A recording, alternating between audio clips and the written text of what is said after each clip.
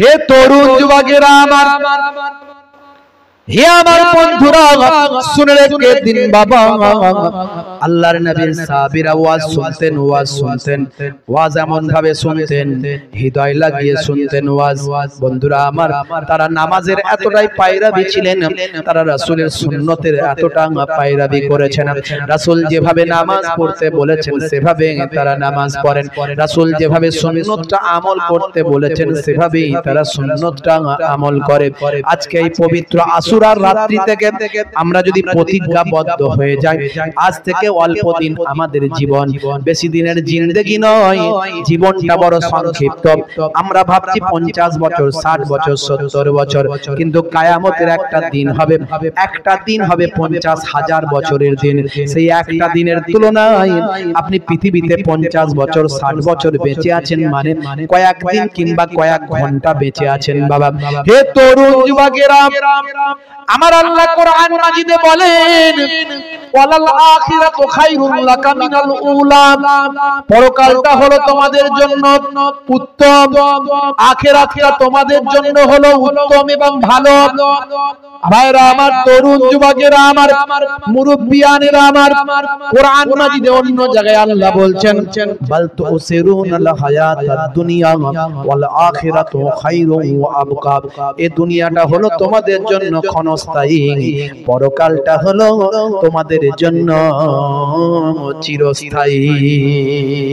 হে তরুণ যুবকেরা, সেই জন্য পরকালের কথা চিন্তা করো। ইমাম হুসাইন রাদিয়াল্লাহু তাআলা আনহু, ইমাম হাসান রাদিয়াল্লাহু তাআলা আনহু, সুহাদা কারবালা হুজুররা দুনিয়া থেকে পরকালকে বেশি গুরুত্ব দিয়েছেন। যদি দুনিয়াকে গুরুত্ব তারা দিতেন, বাঁচতে যদি বেশি দিন চাইতেন, তাহলে এজিদের বশ্যতা স্বীকার করতেন। এজিদের বশ্যতা স্বীকার করেননি, তার কারণ হলো ইসলামের আবির্ভাব যেখান থেকে, ইসলামের পরিপূর্ণতা যেখান থেকে, ইসলামের শ্রেষ্ঠ নবী যেখান থেকে আবির্ভাব, ইসলামের শ্রেষ্ঠ নবী যে ইসলামটা সুন্দরভাবে যেখান থেকে রেখে দিয়ে গেছেন, আর সেই জায়গায় এজিদের মতো লোকের হাতে যদি ইসলামটা চলে যায়, তাহলে দয়ার নবীর ইসলামকে তারা ধ্বংস করে দেবে। এরই জন্য ভাই আমার, ইমাম হাসান, ইমাম হুসাইন হুজুররা এজিদের বশ্যতা স্বীকার করেন না। বন্ধুরা আমার, তরুণ যুবকেরা আমার, তাহলে তারা কিন্তু এই দুনিয়া অপেক্ষা পরকালকে গুরুত্ব দিয়েছেন বেশি। আর আজকের যুগে আমরা দুনিয়া দুনিয়া করে পেরেশান, আমরা পরকালের কথা চিন্তা করি না, কতদিন বাঁচবেন গ্যারান্টি নাই।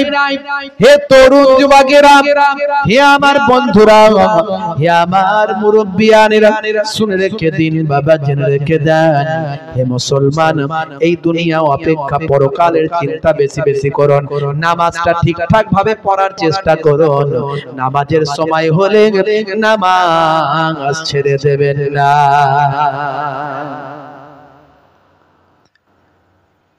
ওয়াক্ত যে হলো ওযু করো, মসজিদে চলো, ওয়াক্ত যে হলো ওযু করো, মসজিদে চলো, খুদার হুকুম পালন করো, নামাজটা পড়ো,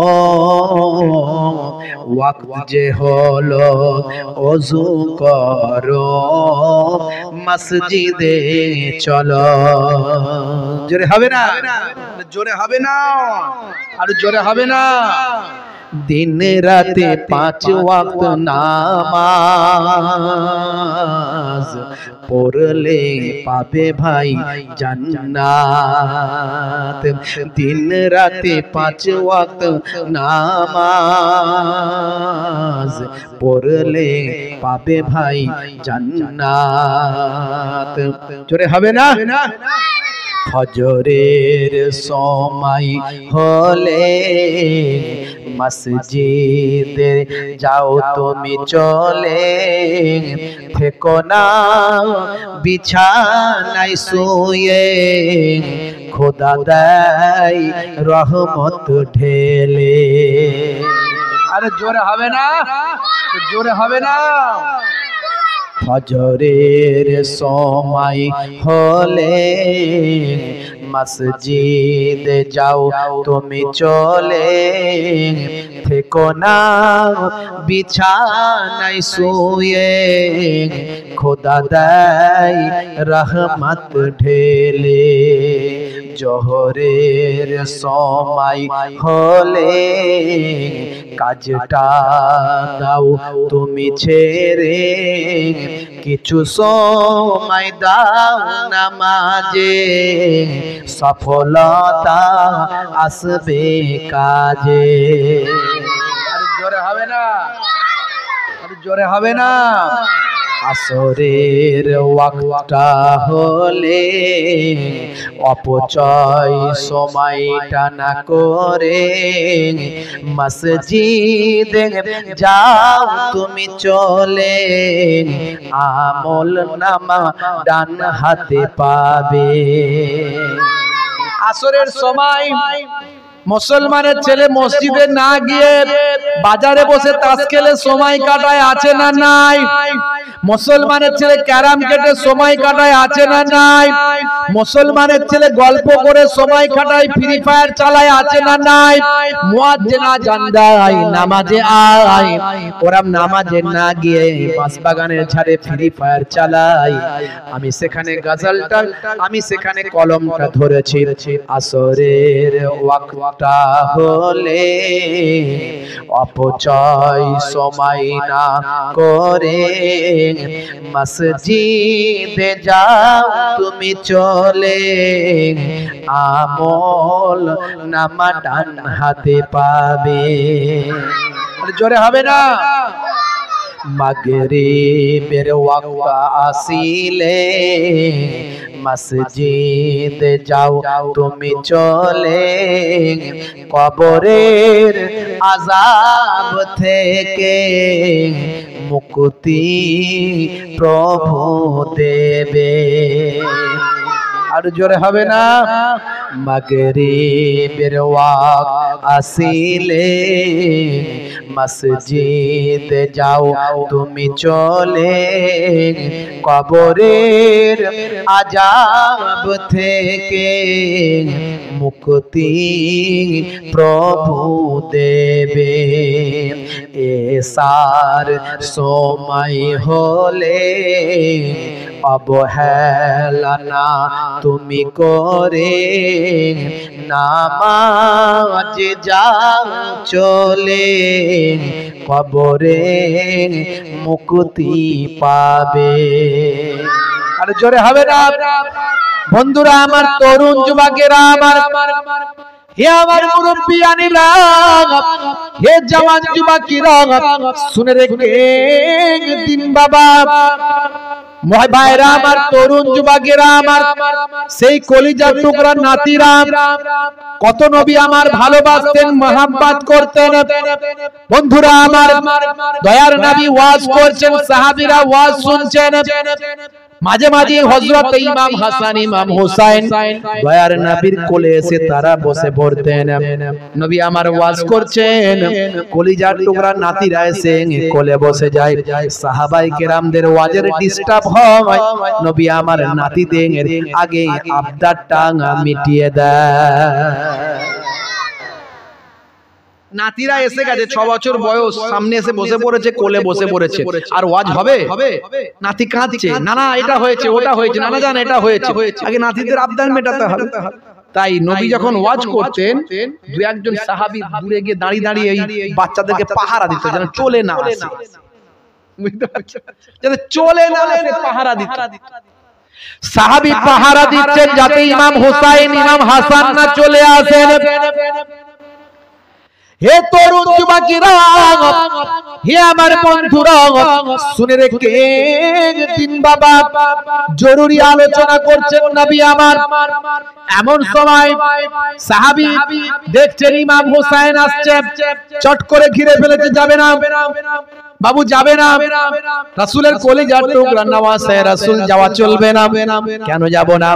ছোট বাচ্চা বয়স 6 বছর 7 বছর বয়স, কেন যাব না? না আপনার নানা জান ওয়াজ করছেন, আপনার এখন যাওয়া চলবে না। না যাবই যাব। চিৎকার চেঁচামেচি আওয়াজ, আমার নানা জানের থেকে আমাকে তোমরা আলাদা করে দাও। হে নানা জানের উম্মতেরা, হে নানা জানের সাহাবীরা, তোমরা আমাকে আমার নানা জানের কাছে আসতে দাও না। শুধু নানা জানকে নিয়ে পেরেশান থাকো। তোমরা কি হুসাইনকে চেনো? তোমরা কি হুসাইনকে চেনো? আমি হুসাইন সম্পর্কে কি তোমরা জানো? তোমরা আমার নানা জানকে নিয়ে ব্যস্ত থাকো। মনে রাখবে আমি কিন্তু আমার নানা জানের থেকে বড়। জোরে হবে না?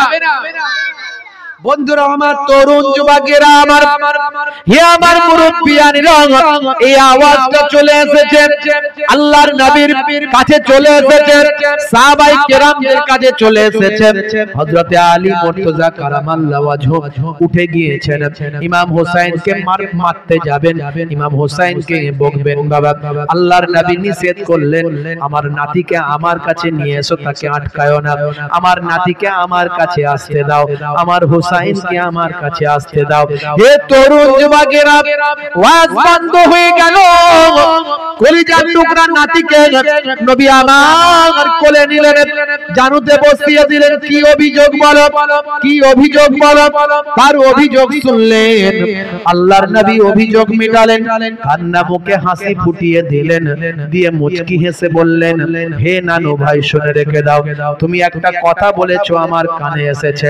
তুমি বলেছো আমাকে, আমি হোসেনকে তোমরা চিনো না, আমি আমার নানা জানের থেকে বড়। আচ্ছা বলো তো ভাই ইমাম হোসেন, তুমি আমার থেকে কোন দিক থেকে বড়? ইমাম হোসেন হুজুর বলেছিলেন, নানা জান। তাহলে শুনতে চান? বলে হ্যাঁ শুনবো। শুনবেন? বলে হ্যাঁ। আচ্ছা বলুন তো দেখি নানা জান, আপনার আব্বাকে, আপনার আব্বার নাম কি, আপনার আব্বার পরিচয় কি? না আমার আব্বা হলেন আব্দুল্লাহ, বাস এটুকুই।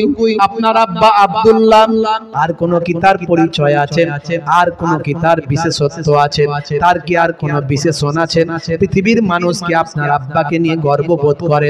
পৃথিবীর মানুষ আপনার আব্বাকে নিয়ে আলোচনা করে? এরকম কি কোনো আর বিশেষণ আছে?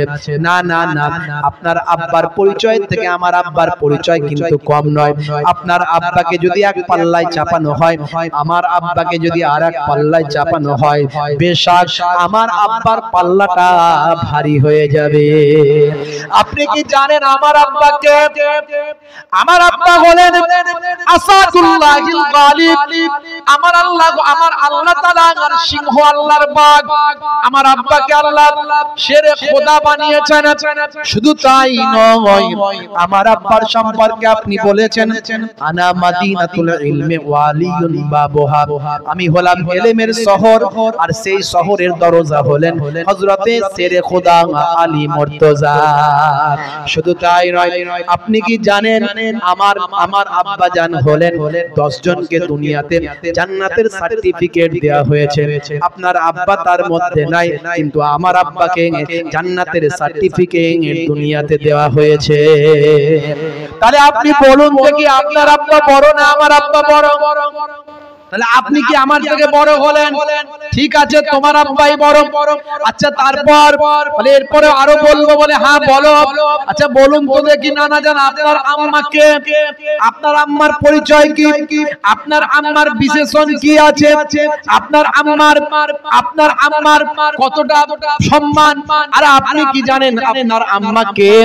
আমার আম্মা হলেন আমিনা, ব্যাস এইটুকুই। আপনার আম্মার বাড়ি কোথায়? আপনার আম্মার বাড়ি হলো মদিনা, বাস এটুকুই, আর কিছু না। না না, আপনি কি জানেন আমার আম্মাকে? আমার আম্মা হলেন আখিরি জামানার পয়গম্বরের কন্যা। আমার আম্মা জান হলেন খাতুনে জান্নাত, জান্নাতের নারীদের সরদারিনী। এ নানা জান আরো বলবো? বলে হ্যাঁ বলো ভাই বলো। আচ্ছা বলুন তো দেখি আপনার নানিকে, আপনার নানির পরিচয় কি? বলে আমার নানির নানি হলেন মুরাদ। বলে কে চেনে, কে জানে আপনার নানির কোনো বংশ, আপনার নানির কোনো নিসবত, আপনার নানির কোনো যোগাযোগ, আপনার নানির কোনো বিশেষণ? না না না। কিন্তু আমার নানিকে জানেন? আমার নানি হলেন যাকে দুনিয়ার জমিনে আমার আল্লাহ তাআলা যাকে পৃথিবীর জমিনে একজন কন্যাকে সালাম দিয়েছেন, তিনি হলেন আমার নানা যা, আমার নানি জান, তিনি হলেন হযরতে খাদিজাতুল কুবরা। জেনে হবে না? শুধু তাই নয়, আচ্ছা বলেন তো নানা জান, আরো আমার বলার আছে, এবার বলুন তো দেখি আপনার নানার পরিচয়টা একটু দিন। বলে আমার নানা হলেন আব্দুল ওয়াহাব। বলে তিনি কে, তার বাড়ি কোথায়? বলে তার বাড়ি হলো মদিনায়। তাকে কে চেনে, তিনি কি করেন? বলে তিনি হলেন একজন ব্যবসায়ী। বলে আপনি কি জানেন আমার নানা জানকে? বলে বলো তুমি।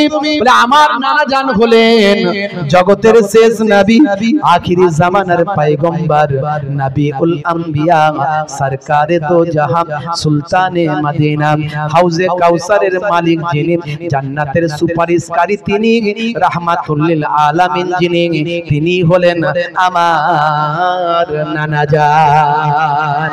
এবার বলেন আপনি বড় না আমি বড়? আল্লাহর নবী বললেন ভাই হোসেন, আমি তোমার কাছে হেরে গেলাম, আমি বুঝতে পারলাম আমার থেকে তুমি হলে বড়। নাতিদের কেমন মহব্বত করতেন, কি ভালোবাসতেন, কি প্যার করতেন।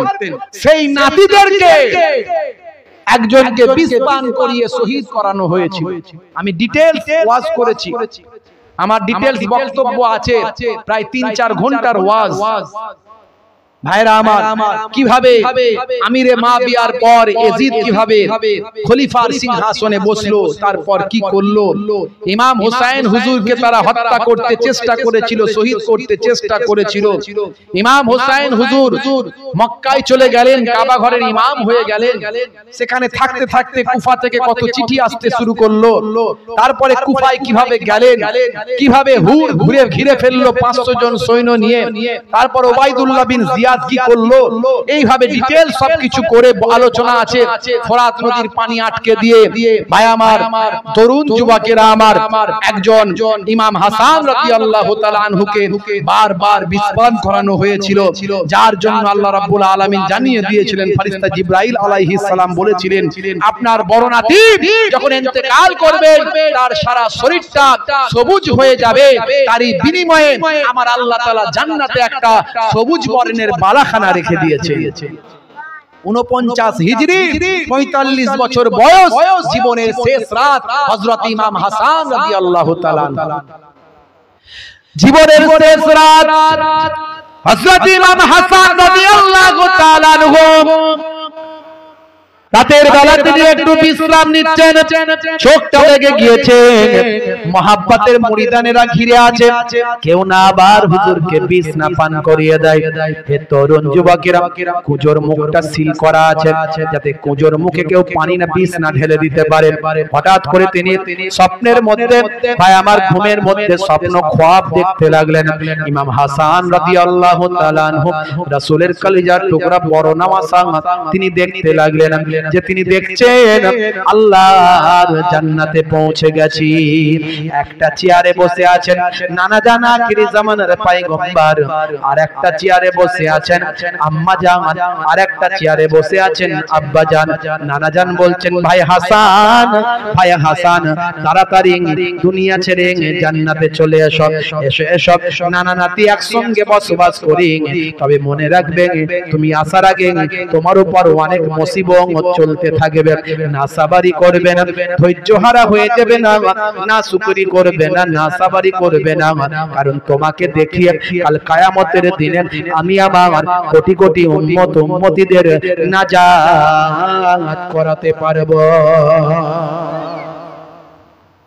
বন্ধুরা আমার, তরুণ যুবকেরা আমার, স্বপ্ন ভেঙে গেল, পিপাসায় কাতর হলেন, অনেকবার বিষ পান করেছেন, এবারেও ভাই আমার দোস্ত আমার শরীরটা বড় কমজোর হয়ে গিয়েছে। ঘুম থেকে উঠে বললেন, কে আছো বাবা, একটু পানি পান করাও। যেই পানি কুজোর সিল কেটে পানি দেয়া হলো, দেবার সঙ্গে সঙ্গে বললেন, কি খাওয়ালে বাবা? কলিজা খানা চুরমার হয়ে গেল, এ তো একেবারে হলাহল বিষ খাইয়ে দিলে বাবা। সাহাবায়ে কেরামরা ভাই আমার মুহাব্বতের মুরিদানেরা বিচলিত হয়ে পড়লেন, অস্থির হয়ে পড়লেন।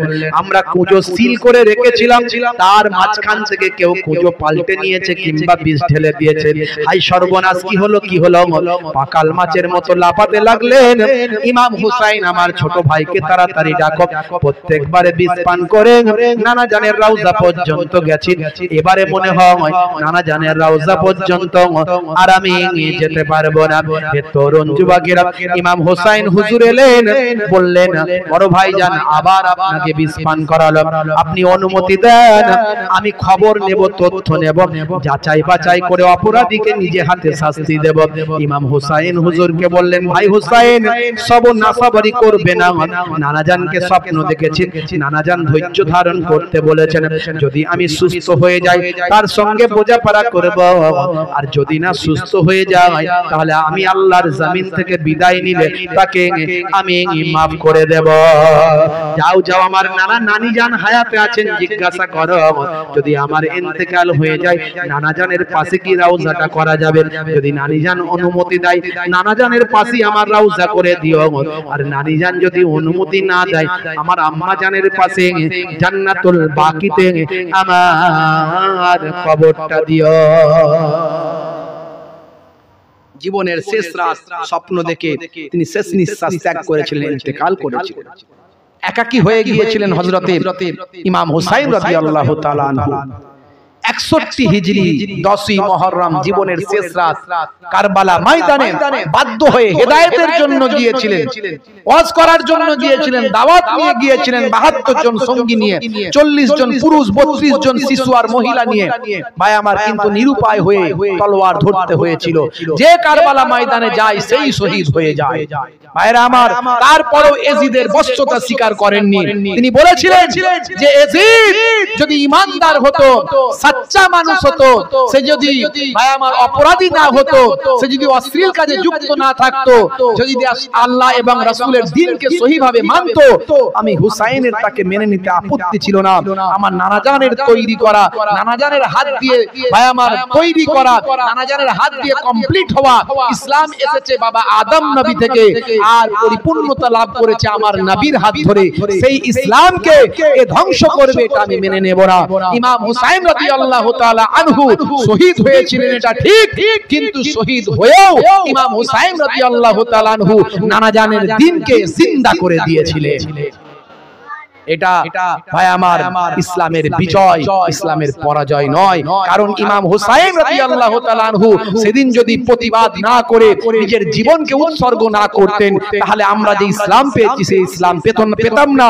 কারণ এজিদ ইসলামকে বিকৃত করে দিত। আকবর শাহ খান নাজিবাবাদীর লেখা তারিখুল ইসলাম কিতাবের মধ্যে আছে, ভাই আমার দোস্ত আমার, সুনান বিন নাকির বল্লামের আঘাতে শেষ নিঃশ্বাস ত্যাগ করেছিলেন হযরত ইমাম হুসাইন রাদিয়াল্লাহু তাআলা। সেদিন কারবালার ময়দানটা পরিপূর্ণতা অন্যরকম চেহারা হয়ে গিয়েছিল। আকাশ কালো হয়ে গিয়েছিল, আকাশ থেকে মনে হচ্ছে রক্ত বৃষ্টি হচ্ছে, চারিদিকে ঘন ঘুটঘুট অন্ধকার হয়ে গিয়েছিল। ভাই আমার, সেদিন পরিবেশ অন্যরকম হয়ে গিয়েছিল। তারা ভেবেছিল, যারা জালেম তারা ভেবেছিল যে মনে হয় কারবালা, মনে হয় কিয়ামত হয়ে গেল। আল্লাহ রাব্বুল আলামিন আবার আস্তে আস্তে পরিষ্কার করে দিলেন। ভাই আমার, দোস্ত আমার, তরুণ যুবকেরা আমার, মুরব্বিয়ানেরা আমার, দয়ার নবী যে দোয়া চেয়েছিলেন সেই দোয়া কমপ্লিট হয়েছিল। আল্লাহর নবী দোয়া চেয়েছিলেন, তোমরা সবর করবে হে আমার কলিজার টুকরা নাতিরা, তোমাদের দেখিয়ে পৃথিবীর বুকে আমার কোটি কোটি গুনাহগার উম্মত উম্মতিদের কিয়ামতের দিনে আমি রাসূল নাজাত করাতে পারবো। তারা শহীদ হয়েছিলেন আমাদের জন্য। সেই আদর্শ আমাদের মেনে চলতে হবে, তাদের দেখানো পথে চলতে হবে, তাদের আখলাককে নিতে হবে, আমাদের ঈমানকে মজবুত করতে হবে, আমাদের নামাজকে আরো শক্ত করতে হবে, আমাদের বেনামাজি হলে হবে না। বন্ধুরা আমার, তরুণ যুবকেরা আমার, মুরব্বিয়ানেরা আমার, শুনে রেখে দেন, জেনে রেখে দেন। লাস্ট আপনাদের মাঝখানে একটা আমার লেখা আরেকটি গজলের মাধ্যমে আমি আপনাদের কাছে আমার বক্তব্যটা শেষ করি। বন্ধুরা আমার, তরুণ যুবকেরা আমার, নবীর নাতি ইমাম হোসেন এমন ঈমান এনেছে, কারবালাতে শহীদ হলেও এজিদকে না মেনেছে।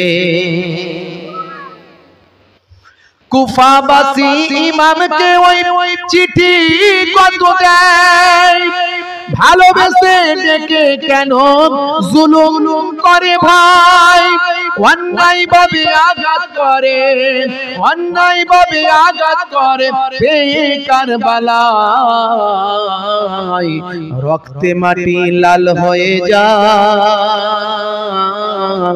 তবু রাসূল ছাড়ে নাই, রক্তে মাটি লাল হয়ে যায় তবু রাসূল ছাড়ে নাই। কোটি মুমিন হাই হাই করে সকাল বিকাল মুখে, মহরম মাস এলে তাদের অশ্রু চোখে ঝরে রে, অশ্রু চোখে ঝরে। কোটি মুমিন হাই হাই করে সকাল বিকাল মুখে, মহরম মাস এলে তাদের অশ্রু চোখে ঝরে রে, অশ্রু চোখে ঝরে। ওরে এজিদ একই করলে নবীর নওয়াজা, যিনি হলেন জান্নাতের যুব বাদশা। জোরে হবে না? জান্নাতের যুবকদের বাদশা হবেন দুই ভাই।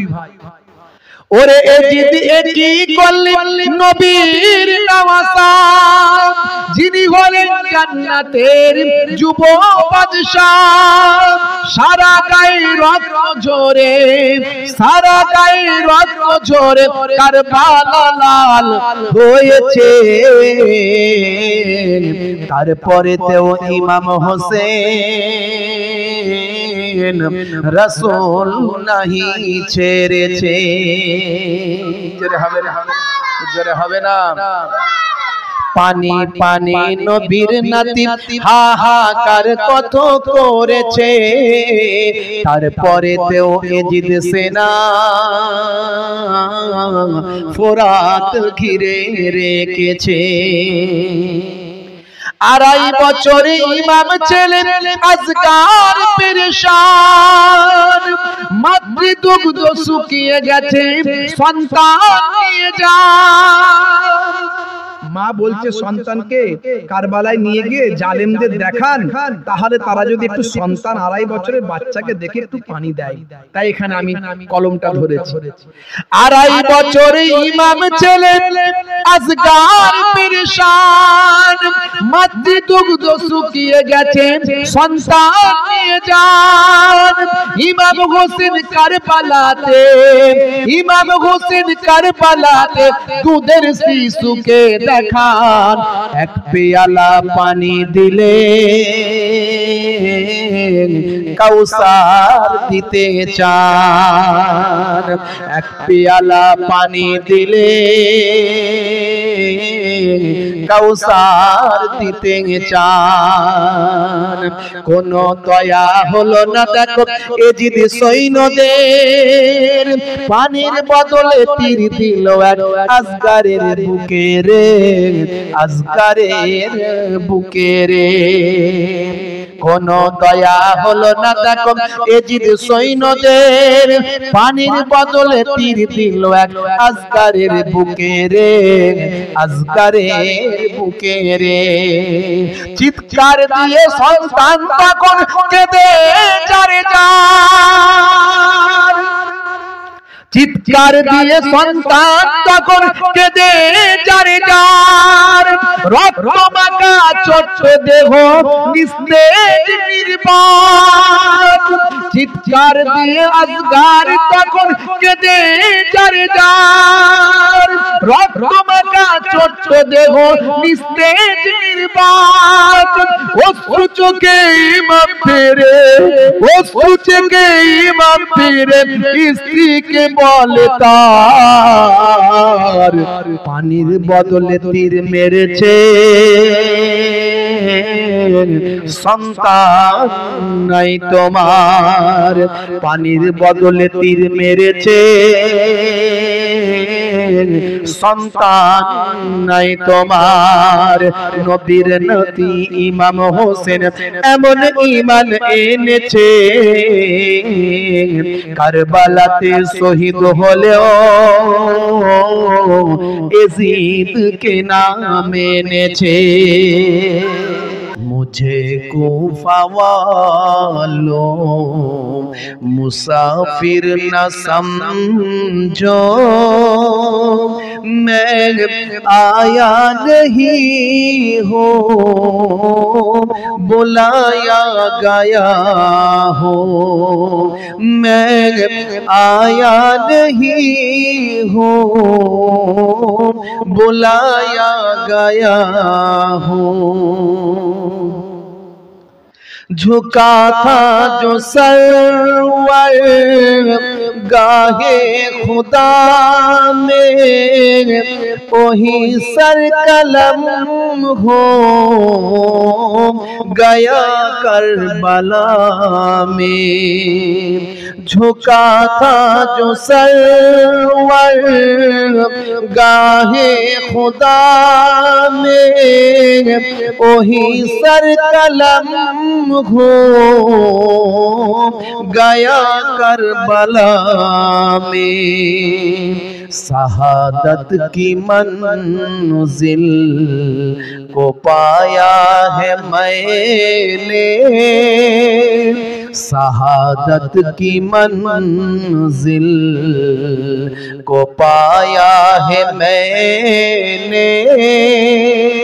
मैं मुर्दा नहीं हूँ जिलाया गया हूँ, मैं मुर्दा नहीं हूँ जिलाया गया हूँ। मुझे कूफा वालों मुसाफिर न समझो, मैं आया नहीं हूँ बुलाया गया हूँ, मैं आया नहीं हूँ बुलाया गया हूँ। अल्लाहुम्मा सल्ली अला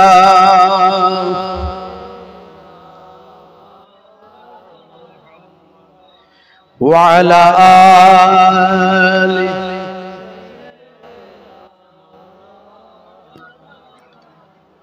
वक़ाल अल्लाहु तआला फ़ी कलामिहिल मजीद वल फ़ुरक़ानिल हमीद, वला तक़ूलू लिमन युक़्तलू फ़ी सबीलिल्लाहि अमवात बल अहियाउ वलाकिन ला तशऊरून।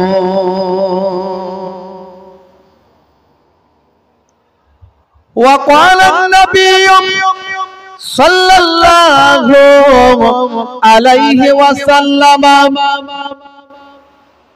तरक्तु फ़ीकुम मा इन अख़ज़्तुम बिही लन तदिल्लू किताबल्लाहि व इत्रती अहला बैती इला आखिरिल हदीस औ कमा क़ाला अलैहि सलातु व तस्लीम।